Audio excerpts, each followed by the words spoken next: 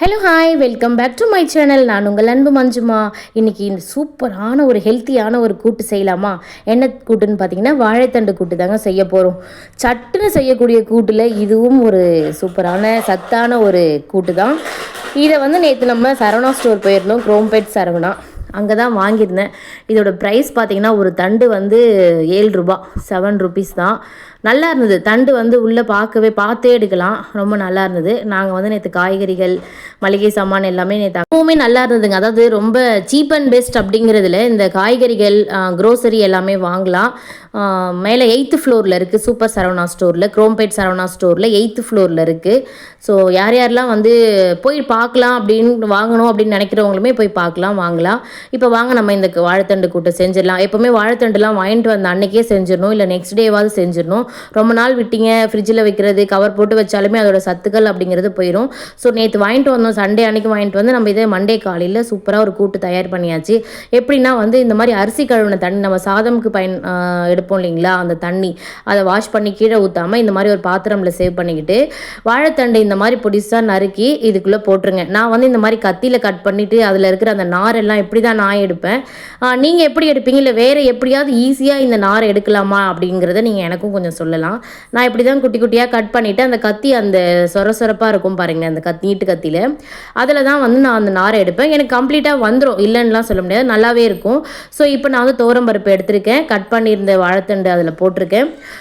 ஒரு வெங்காயம், ஒரு தக்காளி, 2 பச்சை மிளகாய், மஞ்சள் தூள் கொஞ்சமாக, சாம்பார் பொடி போட்டிருக்கேன் 1 ஸ்பூன் அளவுக்கு, நம்மளோட உப்பு, சமையலுக்கு பயன்படுத்தக்கூடிய அந்த உப்பு, அதுவும் நீங்கள் இதிலே ஆட் பண்ணிக்கோங்க.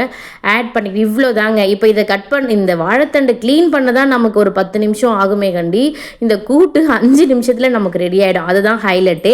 ஸோ போட்டுட்டு அவ்வளோதாங்க. இது எல்லாமே இந்த வாழைத்தண்டு கூட்டு சாப்பிட்றதுனால உடலுக்கு எவ்வளோ ஆரோக்கியம் தெரியுமாங்க. அதாவது சிறுநீர் பிரச்சனை இருக்கிறவங்க மறக்காமல் இந்த வாழைத்தண்டு கூட்டு எடுத்துக்கலாம். கல் இருக்குதுன்னு சொல்லுவாங்க, அதுவுமே முக்கியமாக ஆண்களுக்கு ரொம்பவுமே கல் இருக்கும் அப்படின்னு சொல்லுவாங்க சிறுநீர் போகிறதுல. அதை நீங்கள் வீட்டில் இருக்கவங்க தொடர்ந்து கொடுங்க. இதில் வெக்கப்படவோ அவமானப்படவோ எதுவுமே இல்லை. உடல் நலத்திற்கு எது நல்லதோ நம்ம அதை தாராளமாக ஷேர் பண்ணலாம், சொல்லலாம், மற்றவங்களுக்கும் பயன்படும். நம்மளோட வச்சுக்காமல் 4 பேருக்கு பயன்படுது அப்படின்னா மறக்காமல் அதை சொல்லியே ஆகலாம் இல்லையா. இந்த வாழைத்தண்டு கூட்டை வீட்டில் இருக்கவங்களுக்கு செஞ்சு கொடுங்க. குழந்தைங்களுக்கு கூட்டாக சாப்பிடல அப்படின்னா இது ஒரு சூப்பாகவும் நீங்கள் தயார் பண்ணி கொடுக்கலாம். இப்போ பாருங்கள், அவ்வளோதான். விசில் விட்டாச்சு. 4 விசில் 5 விசில் விட்டு எடுத்த உடனே கூட்டு எவ்வளோ அழகாக சூப்பராக அற்புதமாக ரெடி ஆயிடுச்சு பாருங்கள். இப்போ இதை தாளிப்பு கொடுத்துக்கலாம். எண்ணெய் ஊற்றிக்கிட்டு கடுகு, ஜீரகம் போட்டுக்கோங்க. போட்டுக்கிட்டு பூண்டு பல்லை நல்லா தட்டி இதில் சேர்த்துக்கோங்க. ஒரு காஞ்ச மிளகாய் கிள்ளி ஆட் பண்ணியிருக்கேன். கருவேப்பிலை போட்டாச்சு. அவ்வளோதாங்க.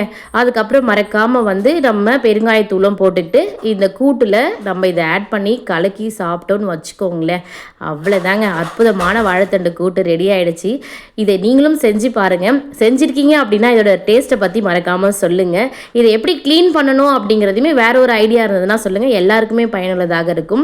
மறக்காமல் நம்மளோட சேனல் பிடிச்சிருக்கு அப்படின்னா லைக் பண்ணி கமெண்ட் பண்ணிக்கோங்க. புதுசாக பார்க்குறீங்க, ஃபஸ்ட் டைம் பார்க்குறீங்கன்னா சப்ஸ்கிரைப் பண்ணிக்கலாம். இதை நம்ம காலையில் டிஃபனுக்காகவும் ரைஸ்க்காகவுமே சாப்பிட்டா சூப்பராக இருக்கும். நம்ம வீட்டில் காலையில் இட்லி கூட்டு, மதியம் ரைஸ்க்கு ரசம், இந்த கூட்டு தாங்க. எப்படி இருக்கும் அப்படிங்கிறத மறக்காமல் சொல்லுங்கள். தேங்க்யூ, பாய்.